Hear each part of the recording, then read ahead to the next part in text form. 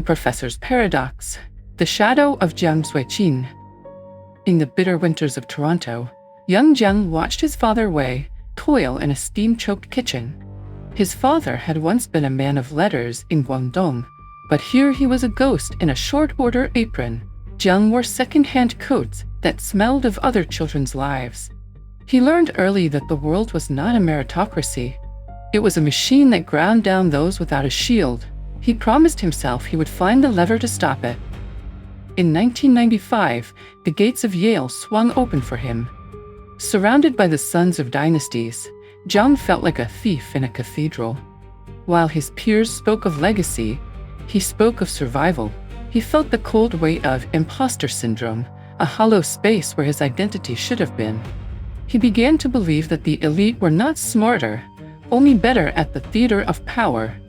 He called himself a fraud, but he was merely a man who had seen behind the curtain. By 2002, Jiang was a ghost in his own homeland, a journalist filming the desperate strikes of oil workers in Daqing.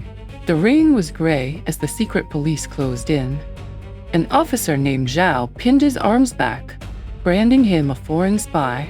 Jiang was cast out, deported back to Canada. The world thought he was a martyr for the truth. But in the silence of his exile, a new plan was being forged in the dark. Then came the impossible return. Only a year later, Jiang was back in Beijing, no longer a fugitive, but a fixer.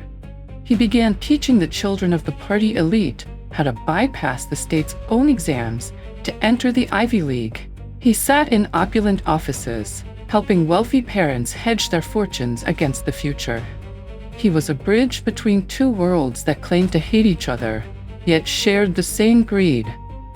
By 2026, the professor was born. Operating from a high-tech studio in Beijing, he launched Predictive History. To his millions of followers, he was an oracle. He spoke of psychohistory, the science of predicting the masses through mathematics. He stood before the camera, the red tally light, a tiny, unblinking eye, and told the world that the American era was a Ponzi scheme waiting for the final collapse. The Iran trap, he whispered to his global audience. He mapped out a future where the West was lured into an unwinnable desert war, exhausting its blood and gold. He used the Athens paradigm, casting the United States as a hubristic empire doomed to be dismantled by a new coalition of the East. He didn't just report history, he seemed to be choreographing its funeral. But in the quiet hours, critics pointed to the glow of a different screen. They whispered that the professor's genius was merely a data scraper. He spent his nights staring at Polymarket, the decentralized betting platform where the collective wisdom of gamblers moved faster than any academic. His prophecies were not born of math, they claimed, but of scraping the odds of those betting on the end of the world. The paradox deepened. How did a man broadcast anti-Western fire from the heart of a censored city? Shadowy figures like Zhao, now high in the ministry, were seen entering his studio. Was Jiang a visionary, or was he the CCP's most sophisticated weapon? A vector of disinformation designed to demoralize the West while bypassing the Great Firewall. He was the perfect ghost, a Canadian citizen with a Yale degree, selling the inevitability of American defeat. The skeptic, an interviewer named Alistair, finally cornered him on a global broadcast. "Are you a prophet?" Alistair asked. "Or are you just a useful idiot for a regime that wants to watch the world burn?" Jiang smiled, a thin, clinical expression. He didn't deny it. He only suggested that in an age of algorithms, the truth was whatever story had the highest retention rate.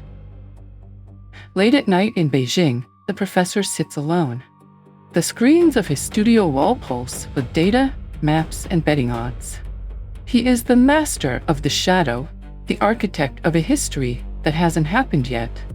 Is he a fraud? A patriot? A spy? The paradox remains.